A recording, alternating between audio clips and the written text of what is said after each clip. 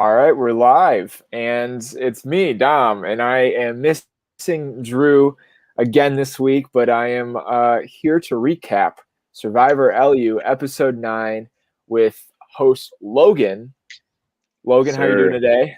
doing fantastic. Excited to talk about another great episode. Yes, it was a great episode, and unfortunately, this was not a good episode for Nate. Nate, thanks you for joining us. Spoiler alert for everybody watching. Nate was our latest casualty of Survivor LU. Nate, how are you doing tonight? I'm doing good. Glad that you can join us today. So without further ado, let's jump right into it. Nate, you were the center of attention probably from the jump. From episode 1, you clawed your way all the way to final 6, which is insane. You received votes at every single tribal you attended. And how many votes did you have in total by the end of the season? I believe it was 24, including revotes that I received. Okay. Yeah, 24. The next closest was someone was like Luke with 9 votes. So you can see the disparity there. That's insane. So I'm taking it that Nate has kind of cemented himself, at least for a little bit, as Survivor LU history record holder for most votes. So it's gonna be hard to beat. Yeah. But Nate, let's start from the beginning. We got a lot to talk about, a lot to cover, not just from this episode, but from the whole season. So, Nate, why don't you tell us a little bit about your casting journey?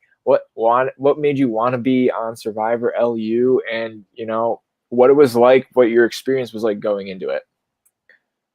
Yeah, so originally coming to Liberty, I kind of thought that like theater was going to be my thing outside of like academic stuff, because that's just been something that's part of my life for a long time.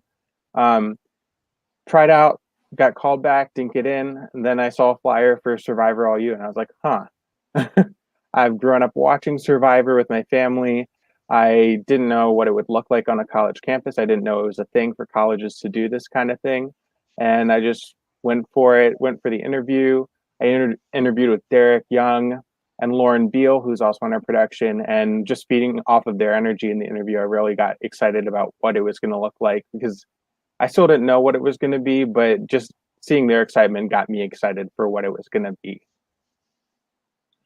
Logan, what made you cast Nate on the season? I mean, he was a great player throughout the game, but what was the selling fact for Nate? Yeah, for sure. So like Nate said, he sat down with Derek and Lauren, but we knew from like his application and everything that he was a fan. So like we said in our preseason talk, we wanted a mix of fans and people who maybe weren't our Garretts. So you need a balance there, and then we wanted a balance in age and kind of experience as well. So Nate being a grad student, we knew that he would be older than a lot of our participants. So kind of seeing how that kind of came in and affected his game as well, which we saw from the very beginning that it kind of put a target on his back from Ellie. But just having those varying kind of backgrounds and life stages, I think, is what really drew us to Nate and just kind of the super fandom and the excitement for the game. Well, speaking of fans, Nate, you're obviously a fan of Survivor, but we also have a fan of you in the comments. Jay High commented, "Great game, Nate. You seem to record most of your confessionals while walking outside. Was there any reasoning behind that? You seem like you were constantly on the go, and a lot was on your mind. What was going on?" Yeah, I just naturally, sometimes when I was thinking about Survivor in the moment, I would just take out my phone and start filming. And sometimes that was like right after a challenge happened and I'm walking back to my dorm. So like, yeah, just getting those thoughts instantly after, I guess, was just something I naturally did. Yeah. And you gave great insight into the game. Clue me in on a little bit. Logan just talked about how you were the grad student, and I am so happy that I was wrong, that I had you for the first boot, specifically because you were a grad student, and the edit that they showed in the first 5 minutes of the show, and I messed up, and I can't be happier that I messed up. But anyway, what do you think contributed to your game as a grad student, connecting with the the freshmen, the sophomores, as somebody who's new to Liberty, that you don't think David was able to do? Well, how did that play a factor into your game? Well, fortunately for me, winning that first challenge gave me extra time to make those connections, and also the fact that Ellie kind of hinted that, like, oh, they might get rid of the grad student on the other side, kind of made me think, okay, I have to do something to start initiating those alliances forming early on. Um, Initially going in, I wanted to lay low. I didn't want to make myself too much of a target, but then when I kind of got that idea in my head that I had to make moves right off the bat to form alliances, that's definitely why you saw me meet with Dawson in the first week and attach myself to someone who is going to be like a strong social player, and someone who like everyone is going to like right away. And definitely fueled a lot of what I did early on to reach out to Nicole and just respond quickly to the whole MJ, Megan, Sam situation that I found myself in. Mm-hmm. Yeah, that was one of my next questions, was how you were playing the middle, it seemed, for like the first portion of the game up into like when you guys were forced to go to tribal, and you were found out pretty quickly. How did that kind of, like, how were you able to keep the trust of like the people like Nicole and Dawson in that case? Because they seem like, despite the fact that you may have been caught, so to speak, in like this web of telling people other information, how are you able to keep those connections? Yeah, so unfortunately, we don't have the meeting between me, MJ, and Sam that happened. Um, I think that would have definitely revealed more. But yeah, I was just pretty open and honest with Nicole and Dawson about like what was going down. And I wanted to be honest with them, but also I tried to pull in Ellie, and I like told them straight up, hey, Sam and MJ are throwing both of your names out. I could have easily gone with that side because it would have just been no target for me. I could have drifted by on a couple of votes. But being a fan of the game, I never wanted to be like a goat, never wanted to go with the flow. I wanted to make moves that put me in a position of more control. And just forming that alliance on my own was definitely something that I was pretty proud of early on, that um, set me up pretty well moving forward. I think if Nicole had been the first boot, like they kind of wanted, I wouldn't have had a good ally like I had in Nicole throughout my entire game. Mm. So I definitely stand by that choice. And obviously, things went down in the tower. MJ and Megan lied to cover up the fact that they were in an alliance with Sam. And at that point, like they were angry at me. Ellie refused to believe that I was telling the truth just because she was so close with MJ, and she didn't think that MJ would lie to her. But Nicole and Dawson trusted me. They trusted the fact that I was telling them the truth. I lied that one of them had told me that about their meeting on the roof, but that was actually a guy on my hall that was like texting me or something and was like, "Hey, your Survivor friends are meeting without you," and I was like, "Well, I guess I have to throw something out there to throw some shade elsewhere because I didn't know how bad it was going to be going in." But then right after that meeting was over, I told Dawson like, "Hey, that was a lie, but I want you to know that." So just being upfront when I could be, I think really helped me. And the fact that they were angry at me, they were coming into that meeting ready to tear me apart. And the fact that I kind of like dumbed it down and was like, "Hey, I misunderstood. I apologize," even though I knew I was telling the truth. Mhm. Just letting that happen and letting them focus more on Sam in that moment, because I think if I had pushed against it, they definitely would have targeted me that tribal council. I think they would have talked to Sam and they would have gotten the numbers to get me out that week. So I think the fact that I was saw the need to back off and just let them be angry, I think that really helped my game. Mhm. Definitely. And you stuck around for a little bit after that, and you made it to the tribe swap, and you were safe for the tribe swap, and that was pretty much, I feel like, the turning point in the game. Talked about it with Luke a little bit, talked about it with Dawson a little bit, but we didn't have somebody from the outside perspective looking in, and you see the Tigris and Gihan lines get drawn down the middle. What was your reaction after seeing Garrett and Megan go home back to back, idols played on them? What was going through your head? Yeah, so obviously, like right away, you think someone flipped or something happened, but finding out about the idols was just crazy because for me, Mhm. I had spent a ton of time looking for idols, didn't have a single clue. But the fact that other people were finding them, I was kind of blown away by that. Losing Megan wasn't a big deal because she was not someone who was on my side at all. And I was kind of hoping MJ, if anyone from Tigers would have gone, MJ would have also gone because she was against me too. But Garrett was someone who I had tried to talk strategy with, and he was just kind of there. Didn't seem like anything was actually. It wasn't really a conversation. It was me talking to him and him listening. So yeah, I wasn't too disappointed. I was happy that Dawson was still there and that obviously Nicole and I were still safe. Mhm. If it had been a situation where like my tribe had gone to tribal council, I definitely think it would have been more interesting. Just because like it would seem that we had the majority, we vote out Ben, but I think it would have been between me and Ellie, to be honest, just because I was ready to take Ellie out after that point. There was no chance we were working together, and I think she felt the same way. So yeah, it worked out in the best way it could have, kept me safe. Even though the food challenge was not my ideal challenge, yeah, it worked out in my favor in the end, even though it was a 5-5 at the merge. Yeah. And going into the merge, you guys went to Rocks. Your name was out there.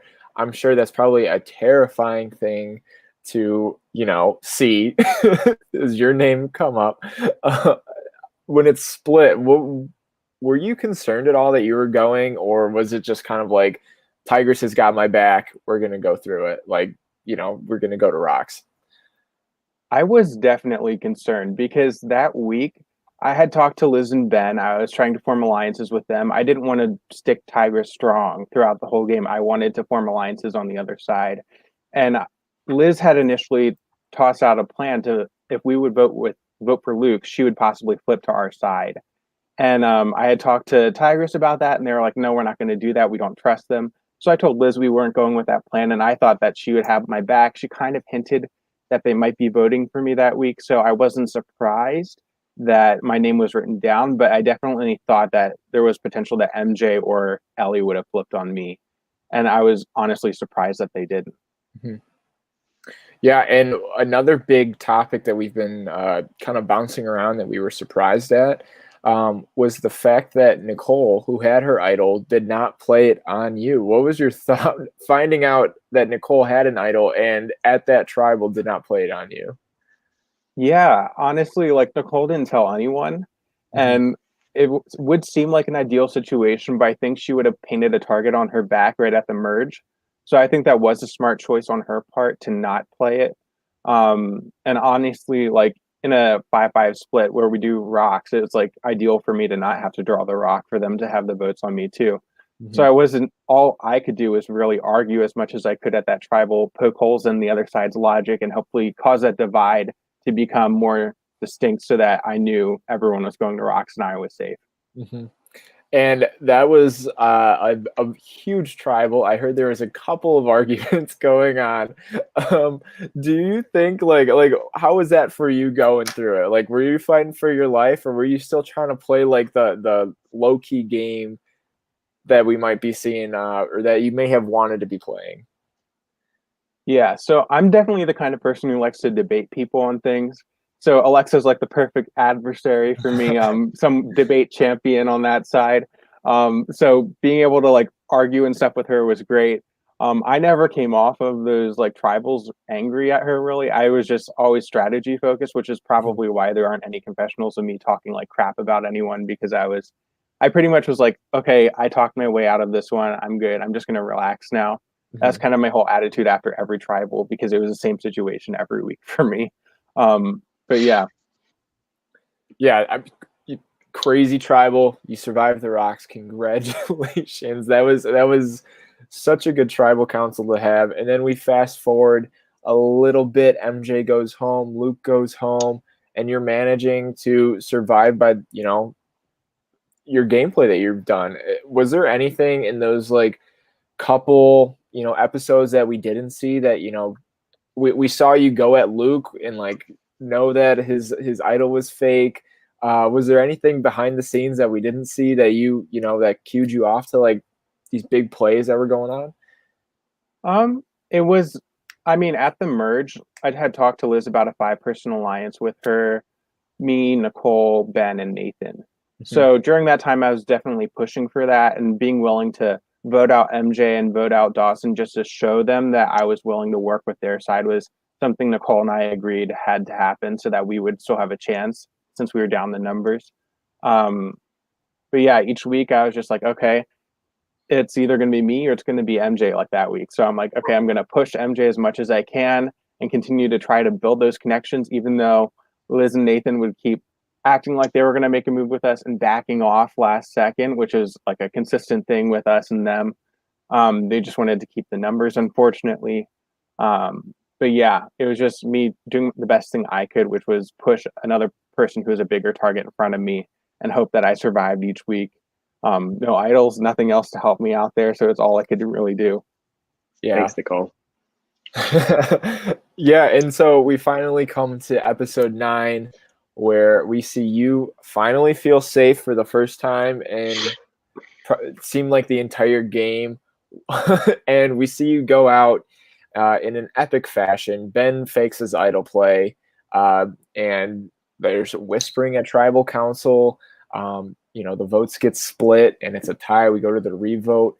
What was going through your head through that whole thing? Can you walk me through it from the minute Ben pulls out his fake idol to the minute that they're snuffing your torch?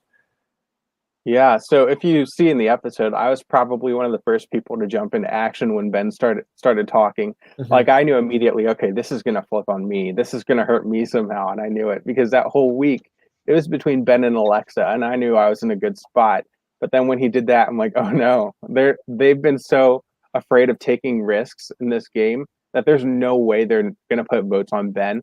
So immediately I go over to Nathan. I'm like, it could be fake. He's bluffing and he's going to hold on to it. We need to flush that idol. And then I talked to Liz, told her the same thing, talked to Nicole, confirmed that we were still voting for Alexa, and then also told Ben that we were still sticking with the plan. So I was just trying to make sure that everyone kept with what they were planning on doing before tribal council.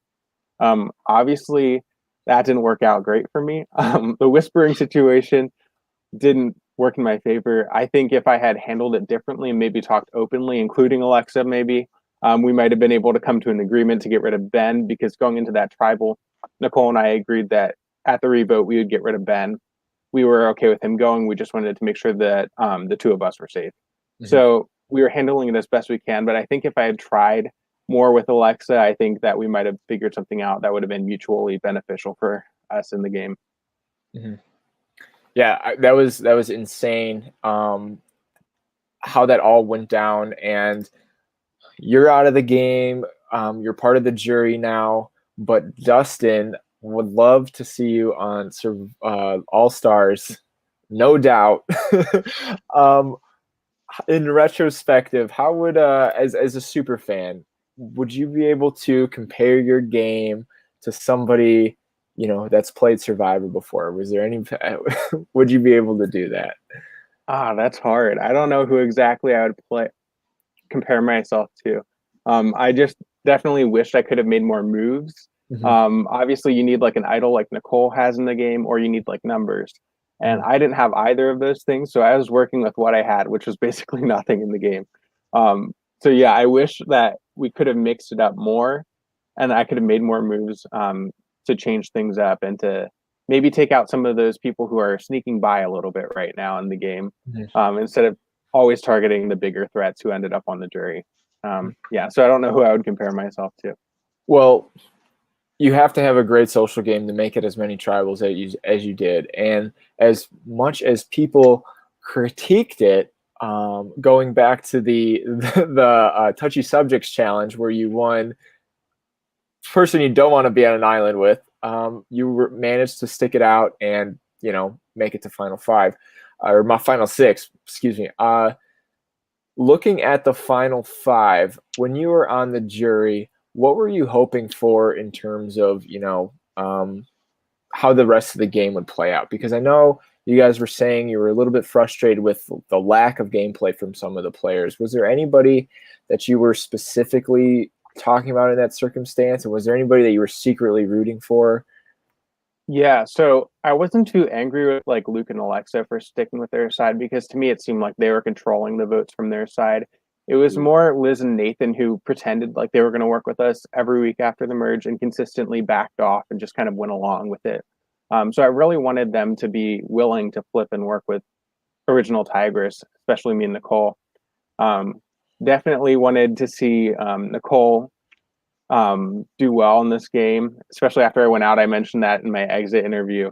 Yeah, just hoping that she would make it to the end. And yeah. Yeah.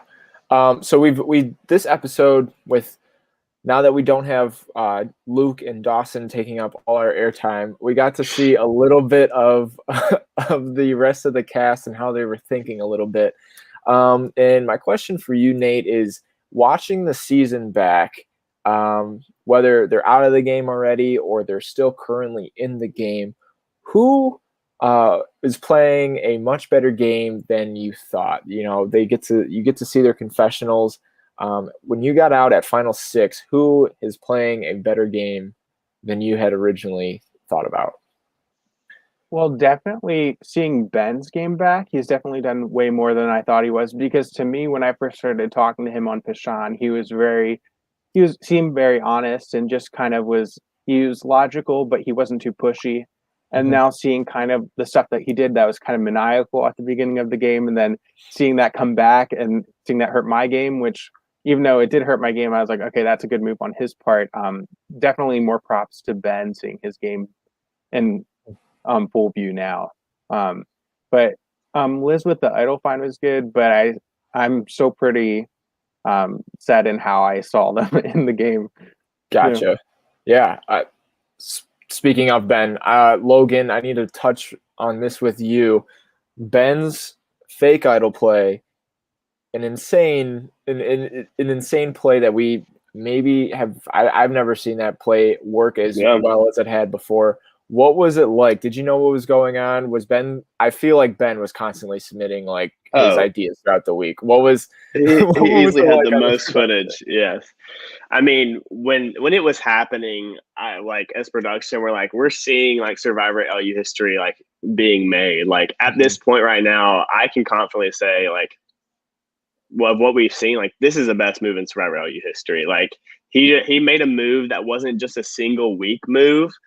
Luke found out 2 idols, played those idols, got those idols played correctly, and he evened up 5-5. That's a 1 week move. Ben has been making this move since day one by taking that temptation, but not just that, by his persona and who he was to people. In that episode, countless times, even Nate has said it tonight, Ben's an honest guy. He's a stand-up guy, super nice, very genuine. And he used like the social whatever he gave off, that persona that he gave off, that perception he gave off, and he used that to his advantage when he pulls out this fake idol and he has this incredible backstory of, hey, I took this clue at the beginning of the game, I found I've been sitting on it. Everyone believed it. Nate saw through it correctly with the logical, clear explanation, but everyone else was like Ben wouldn't be lying about this. Like obviously, if a person brings out an idol before tribal count, like before the vote, they're faking it or they're going to bluff and not use it. And he used his perception and everything to build himself up in a way where everyone believed it, and they were all sold on it. So it was an absolutely incredible. When we were watching it, we were like, this is either going to be like the best move of the season, or it's going to fail terribly. And he even knew that. So then seeing it at Tribal Council, sitting there and everyone starts scrambling, we're like, are people buying this right now? Like, this is going to be insane. He pulls it off. And of course, people think he has a real idol now.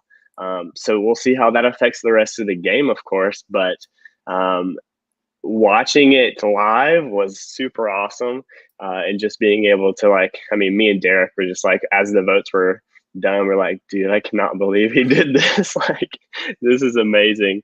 So props to Ben for absolutely masterminding this plan, and kind of using his steady perception and persona throughout the game to pull something off like that.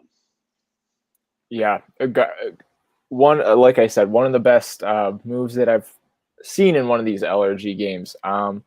And Jay High wants to comment. He's hashtag Team Ben. I'm sure he's still Team Nate as well, but we're giving we're giving Ben the credit right now. That was a great move on him. Also, Dustin wants to chime in and say that he's super glad, Nate, you made it past our early cast predictions. I don't know how accurate my cast predictions have been so far. I know I was obviously wrong with you, and I think I have Alexa going out next, but I do know I still have Nicole taking it home, and I really like those odds right now. She still has her idol. We're going to Final Five. Logan, I assume Final Five is the last time you can play the idol? Correct, yep. Yeah, so that's where I'm at for not knowing anything that's going on in the game, or that you guys might already know. But I can say that Nathan is definitely a dark horse. I feel like he's getting a lot more content in the sense of like he seems to have a little bit more control than it might appear. I feel like than some other Gihan members. Was that kind of like what Nate?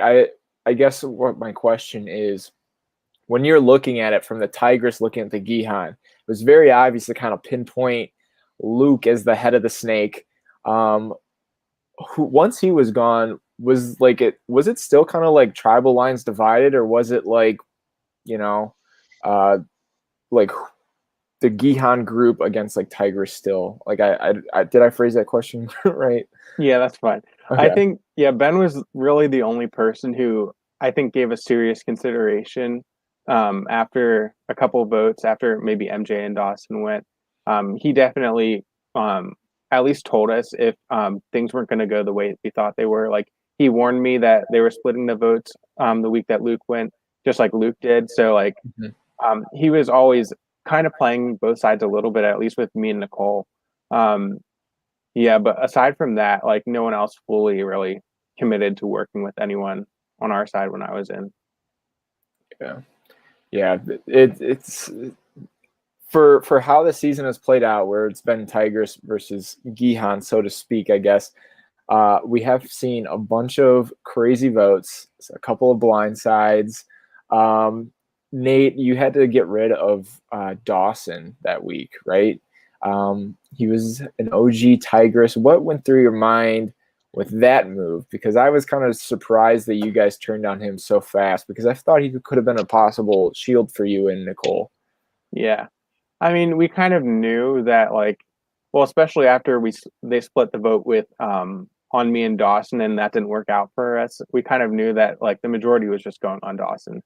And the fact that if we would, like, just stick with him just because we're original Tigress, that's not sending the right message to the people we're trying to work with on the other side. And, like, even, like, after the merge, Nicole and I were both kind of like, okay, Dawson can't make it to the end with us. Like, as much as we like him, as funny as he is, we just can't go to the end because we both came to win. And Dawson is not the kind of player you want to see even close to the end. So the fact that he won both of the first two challenges after the merge, I think definitely helped him, because he could have been one of the first people out at the merge too, very easily. Yeah. And I guess another question that I got for you, you're now on the jury, and we have one lone Tigress left in the game with Nicole. And from what I've been hearing, a lot of the concern from the Gihan members was that if there's a Tigress at the end, a Tigress is going to win. As someone who is on the jury looking at the final five, what kind of jury member are you? Are you Tigress strong? What depends who's on in the end, or what are your thoughts with that? Sorry, I can't talk today. I think the fact that I've watched Survivor for so long, I like people who make big moves. And obviously the people who are left, aside from Ben, haven't really made a lot of big moves. So I want to see someone win who's strategic and who I know is, like, doing stuff to earn themselves the win. So I definitely wouldn't necessarily vote for Nicole just because she's Tigress. I would have other reasons for voting for anyone, whoever sits at the end. Gotcha. So your time in Survivor LU has come to an end. What have you been up to since then? I heard you that you're on production now. What's it like seeing things from that point of view? Yeah, so with season 2, I started storyboarding and I edited challenges for season 1, some of them. And then starting with season 3 and 4, I stepped up as a producer, creating challenges. I was casting director, so I got super involved with connecting new players to the cast. So it's been really great to be part of this community at Liberty, and I'm just getting to know all these people. It's a really great group of friends, and it's a lot of fun. And we've been talking about it. Everybody that I've talked about, I have to ask the question. You mentioned the challenges, and obviously you guys had insane challenges. I don't think I've ever seen an ice hockey rink utilized in like a college game. So, Nate, what was your favorite and least favorite challenge to do of season 1? I think my favorite, honestly, the ice rink was the one I was most excited for because I watched Big Brother, and that's a Big Brother challenge. I wish I knew the correct answer to the first question because I knew all the other ones, but like that one was really exciting, and I enjoyed watching it even though I was out. Least favorite, oh gosh, probably the coin on the spoon one, just because I couldn't even last a second in that challenge. I couldn't do it at all. So I definitely enjoyed the tribal challenges too, just because I don't know, we had a pretty easy run of those. But aside from that, definitely the ice rink for individual. Yeah, Logan, fill me in. How how did you guys manage to come up with that idea? That was a great idea. And how was it executed? I kept trying to think, did you individually write that many like answers on a piece of paper and like just spread them all Yeah. out? Yeah. So a perk of kind of having Derek as executive producer on Survivor LU is he is the assistant athletic director for club sports. Oh, So cool. all of our club sports facilities we had, he could kind of book. So that's what we did for the ice rink. Is after all the practices were done for the day for hockey, is we got out there and me and Derek are big Brother fans as well. So we had the idea of doing an OTEV challenge. We knew that it would translate. It's always trying to find things that are going to translate well to the format of a college survivor. And we knew that would be a good one, and it would test a different aspect of the survivors. Skill set. So of course we had our physical ones where you're just hanging on a log, and then you have skill ones where you're shooting a slingshot. But we wanted something that was mental and physical. So yeah, I literally just typed up a bunch of correct answers and then just as many wrong answers for each question. So we had Megan and MJ, and then Alexa and MJ, and all these different variations all scattered out there. And then another thing that didn't come to fruition, of course, was we had a idol clue in there, but no one found it. So dead idol clue doesn't catch the episode because no one found it, but a little production behind the scenes there. But yeah, I just threw those out on the ice. And then we had to get helmets because we didn't want another concussion happening. We got to protect Alexa. But yeah, you just saw like Derek out there with his camera just sliding back and forth, getting those shots. So it was a lot of fun. I think one of my favorite challenges for sure. But just bringing a little bit of Big Brother into the game, using different locations, and that's what we're kind of lucky at Liberty, just to have those variants in locations. Nate, as a player in the game, did you think to like keep track of like that kind of stuff, like the kind of like what happened week 1, what happened week 2, like the kind of skills that we see in more Big Brother games? You know, you would think that would come to mind after seeing so many like Big Brother and Survivor seasons, but no, that was not something I considered happening at all. I mean, even walking into the ice rink, I had no idea what kind of challenge it would be. It definitely didn't expect like something like that to happen. So it was a fun challenge, but yeah, I wish I had known that first answer. Yeah, keep them guessing. So I guess this was honestly, I feel like for me, a first that I've seen in one of these live games is having like that kind of memory. So future Survivor LU players, take notes. Make sure you have your big notebook Work out your full days. of everything, Yeah. right?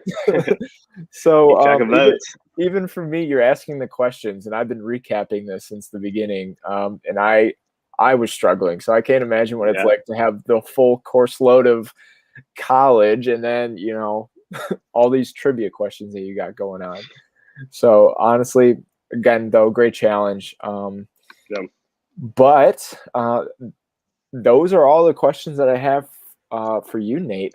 Is there any last? Oh, I guess I have one more. But I know that you're graduating. But in the small chance that they were to bring you back, Nate, would you come back? Well, I will say I'm trying to get a job in Lynchburg because I like the area, have friends here. If that happens, there's always the possibility. I mean, I enjoyed playing. I would love to play where maybe tribes get mixed up more and I have a better chance with making alliances. But yeah, I'm always open to like that happening potentially in the future. I would love to see you come back again, Nate. You have created such a great season along with the rest of your cast, but you were definitely a main proponent in that. You were punching bag for a little bit, but you survived all the way to final 6, and it was so fun to watch you. So thank you so much for joining me on this recap episode of Survivor LU. Logan, what do we have in store in the next coming weeks for Survivor LU? Yeah, so we're taking a 1-week break for the finale. So we have 1 week. This week we'll be releasing on Thursday a season recap with all of production. So look forward to that. Same time, 8 p.m. Eastern on Thursday. And then April 8th, 8 p.m. Eastern is when our finale is happening. So we'll crown the title Sole Survivor for Survivor LU Genesis, our first season. So we're super excited about that. But yeah, Nate, I wanted to say Nate was a super adaptable player. I mean, coming in, he had one strategy. He knew once he saw the social dynamics of his tribe, hey, I got to change this up. He knew, hey, these people are pissed at me. I got to change this up, kind of be a little humble instead of trying to come back at them. So he was adaptable and able to work through a lot of situations, get 24 votes against them. So kudos to Nate. And then one more thing I wanted to say that I forgot to say about the Ben autoplay is that you might have not caught this. I know a lot of people didn't. But the clue that Ben was using, which is the one that he received, was the same one that Liz used to find her idol. So by the water's edge, what you seek the most. And he tells her that in the episode at Tribal Council. So Ben was on the brink of being exposed, but Liz didn't catch it. So I did want to put that out there because that's just like a funny moment that like she should have rung a bell in her head, but it didn't. And somehow Ben still like when we sat there and we heard that, we're like, how is this still working? But yeah, I wanted to do that little BTS. But yeah, Survivor LU finale, April 8th. Don't miss it. It's going to be another epic episode, and we're just excited for an awesome season. Thank you to LRG for hosting us all season long. It's been a blast being able to kind of been sitting on this for a while, so we're glad that it's finally out there and people are enjoying it. It's been a blast. Mm-hmm. Yeah, well, thanks so much for giving us such a great season. The cast and the crew seem to be super amazing, and you guys have been great. I love everything that you guys have put out thus far, and I'm super pumped for both the season recap and the series finale. So on my end of things, we're still working out to figure out if we're going to do an episode next week. Yep. Maybe Drew will join us and we can, give our takes on the Final 5 game. But if that doesn't happen, then we will be here on Monday after the finale at 7 o'clock. I don't know who will be joining us. We might have a bunch of special guests, but I'm super excited to see how this whole thing goes down. Nate, Logan, thank you so much for joining me tonight. It's been an absolute blast. Nate, great game. And I hope that we get to see you in the future a little bit, maybe. But for now, we're going to be ending the broadcast and hope everybody out there has a great night.